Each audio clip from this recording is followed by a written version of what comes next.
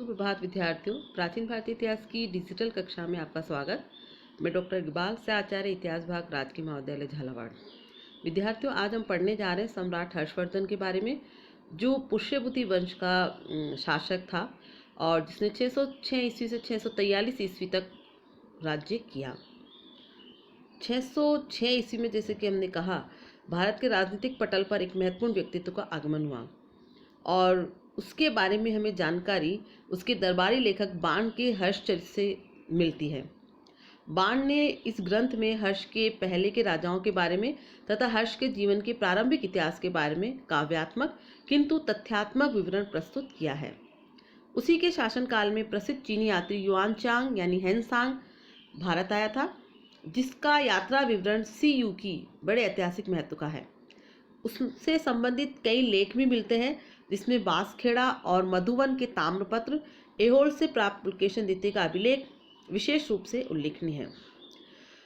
जहाँ तक हर्ष के पूर्ववर्ती शासकों के बारे में जानकारी है, तो हर्ष के लेखों से ये पता चलता है कि उससे पहले 5 राजाओं ने राज्य किया, जो कि थानेश्वर के शासक रहे, जिनके नाम निम्न प्रकार हैं: नरवर्धन, राज्यवर्धन प्रथम, आदित्यवर्धन और राज्यवर्धन द्वितीय।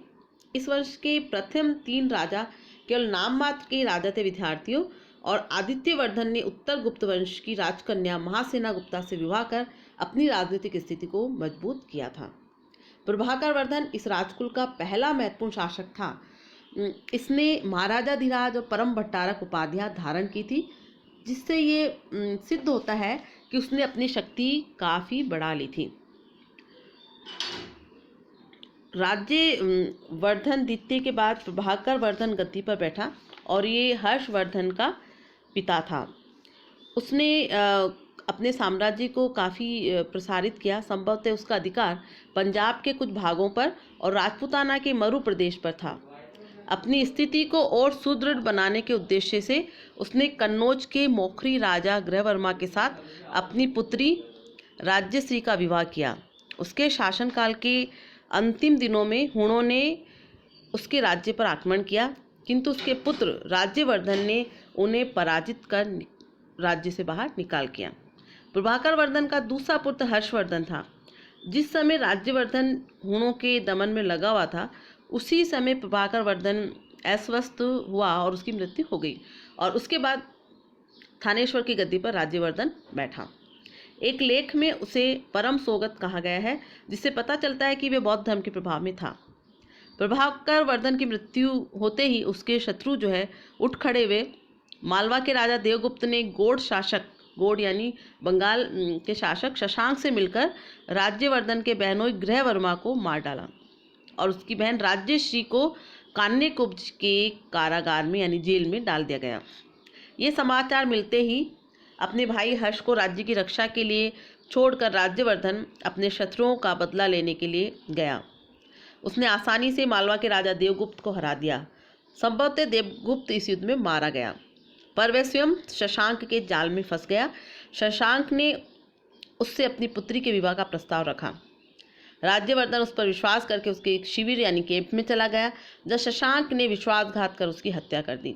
इस प्रकार विद्यार्थियों, शशांक ने अपने प्रिय मित्र देवगुप्त की पराजय का बदला ले लिया। इसी समय उसने राज्यश्री को कन्नौज के जेल से भी मुक्त कर दिया, परंतु वह अपने पति और भाई की मृत्यु से बहुत दुखी थी और इसीलिए वह विंध्य के जंगलों की ओर चली गई। अब हम बात करते हैं हर्ष के राज्यारोहण की और उसके प्रारंभिक कार्य की। तो राज्यवर्धन की मृत्यु के बाद हर्ष थानेश्वर की पैतृक गद्दी पर बैठा। गद्दी पर बैठते ही हर्ष के सामने सबसे बड़ी समस्या थी, या सबसे पहले समस्या ये थी कि अपनी बहन राज्यश्री का पता लगाए।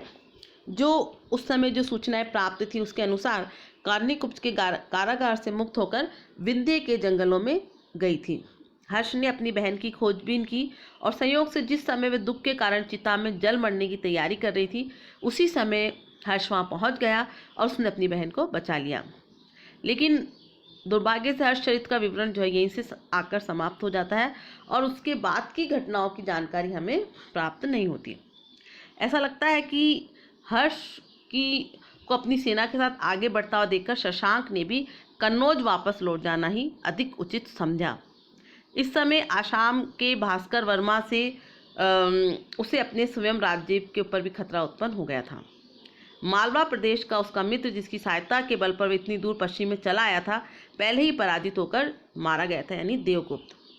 शशांक द्वारा कन्नौज के खाली होने पर यह प्रश्न उस पर उपस्थित हो गया कि कन्नौज की गद्दी कौन संभाले, क्योंकि राज्यश्री और गृहवर्मा का कोई पुत्र नहीं था। गृहवर्मा कोई उत्तराधिकारी छोड़े बिना ही उनकी मृत्यु हो गई थी। अतः युआनचांग कहता है कि राज्यश्री ने राज्य भाग ग्रहण करने से इनकार कर दिया और ऐसी स्थिति में कन्नौज के मंत्रियों ने उस राजवंश का मुकुट हर्ष को धारण करने के लिए कहा। हर्ष भी अपनी बहन के राज्य को स्वीकार करने में संकोच कर रहा था, किंतु अंततः जो है उसने वहाँ का राजा बनना स्वीकार किया। और लेकिन उसने शुरुआत में केवल एक अभिभावक की हैसियत से ही राज्य कार्य चलाना स्वीकार किया और शीलादित्य और कुमार की उपाधि धारण की। किंतु धीरे धीरे जब उसकी सत्ता स्थापित हो गई, प्रतिष्ठित हो गई और उसे किसी प्रकार का विरोध का भय नहीं रह गया, तब उसने अपनी राजधानी को थानेश्वर से कन्नौज में स्थानांतरित कर लिया। इस प्रकार विद्यार्थियों, थानेश्वर और कन्नौज दोनों राज्य अब एक हो गए और इन दोनों राज्यों के एकीकरण से अब वे एक बड़े राज्य का स्वामी था और इस शक्ति के आधार पर अन्य प्रदेशों पर अपनी प्रभु सत्ता स्थापित करने की वह सोच सकता था, यानी अपने साम्राज्य विस्तार के बारे में वे सोच सकता था। तो अब हम बात करेंगे हर्ष की विजयों के बारे में। बाण का ग्रंथ हर्षचरित कहता है कि राज्यवर्धन की हत्या का समाचार मिलते ही हर्ष ने प्रतिज्ञा की कि मैं अपने पिता के पैरों की धूलि छूकर शपथ खाता हूँ कि यदि मैं कुछ दिनों के भीतर पृथ्वी को गोड़ों से रहित न कर दूं और उसे समस्त घमंडी राजाओं के पांव की बेड़ियों से न गुंजा दूं तो अपने को जलती हुई अग्नि में झोंक दूंगा। उसके मंत्रियों ने उसकी प्रतिज्ञा का अभिनंदन किया और हर्ष ने अपनी सेना के साथ विजय अभियान शुरू किया। हर्षचरित में उसकी विजय यात्रा के संबंध में मात्र ये सूचना मिलती है। युआनचांग के विवरण में उसके संबंध में कुछ प्रशंसात्मक प्रसंग भी मिलते हैं।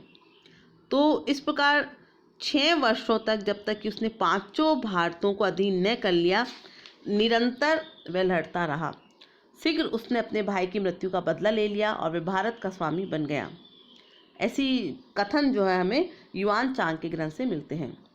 शीलादित्य महाराज ने अब तक पूर्व से पश्चिम तक के प्रदेश जीत लिए थे और दूर दूर स्थित प्रदेशों पर आक्रमण किए थे, लेकिन इन विवरणों से ये स्पष्ट नहीं होता कि ये प्रदेश कौन से थे और ये कब और कैसे जीते गए। संभवतः शुरू में ही आसाम के राजा भास्कर वर्मा ने उपहारों के साथ अपना दूध भेजकर हर्ष की अधीनता को स्वीकार कर लिया। आसाम के राजा की शशांक से शत्रुता थी और इस कारण वे हर्ष को अपना मित्र बनाना चाहता था। हर्षचरित में कहा गया है कि राज्यारोहण के तुरंत बाद हर्ष ने मालवा को फिर से जीत लिया। गौड़ के राजा शशांक को पराजित करने के लिए उसने अपने सेनापति भंडी को आगे भेजा और खुद अपनी बहन को खोजने विंध्याचल के जंगलों की ओर गया था। गौड़ पर हुए आक्रमण का क्या परिणाम निकला, ये भी हमें जानकारी नहीं मिलती है। गंजाम से शशांक का एक लेख 619 ईस्वी की तिथि का मिलता है, जिससे स्पष्ट होता है कि इस तिथि तक वह अपने राज्य पर शासन कर रहा था और 609 से 619 ईस्वी के बीच में हर्ष उसे कोई नुकसान नहीं पहुंचा सका था। युआनचांग द्वारा लिखा गया जो उल्लेखित जो पूर्व की विजय है उसने 600 ईस्वी के बाद ही की होगी। इस समय तक शशांक की मृत्यु हो चुकी थी और उसका कोई योग्य उत्तराधिकारी न था, अतः उसने आसानी से मगध जीत लिया और कोंगोद, जो कि गंजाम जिला में है, तक जा पहुंचा। शशांक के राज्य का शेष भाग उसके मित्र भास्कर वर्मा को मिल गया। तो इस प्रकार उसने भास्कर वर्मा, जो कि आसाम का राजा था, उसने तो उसके अधीनता स्वीकार की ही, साथ ही अब शशांक का राज्य भी उसने जीत लिया। हर्ष के समय में बल्लभी में ध्रुवसेन द्वितीय राजा था और वह पहले हर्ष से पराजित हुआ और उसे भड़ोच के राजा दद्दा द्वितीय के यहाँ शरण लेनी पड़ी, किंतु बाद में हर्ष ने अपनी लड़की का विवाह उसके साथ करके उसे अपना मित्र बना लिया।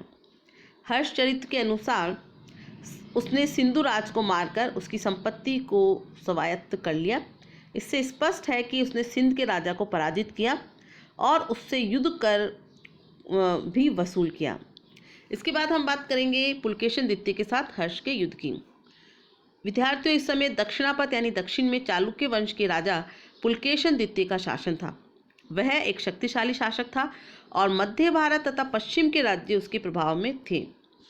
इन प्रदेशों में हर्ष द्वारा अपनी शक्ति बढ़ाने का प्रयास करने के कारण पुलकेशिन के साथ उसका युद्ध होना अनिवार्य था।